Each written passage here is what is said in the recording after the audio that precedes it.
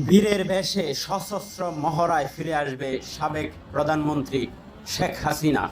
সহযোগিতা করবেন আমেরিকা এবং ভারত।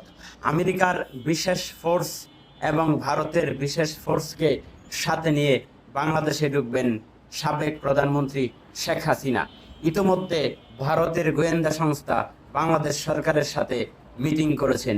এই মিটিংয়ে সিদ্ধান্তে উপনীত হয়েছে ইতোমধ্যে আওয়ামী লীগের সকল পলাতক এমপি, মন্ত্রী এবং নেতাকর্মী যারা বিশ্বের বিভিন্ন দেশে অবস্থান করছিলেন, তারা ভারতে এসে একত্রিত হচ্ছেন।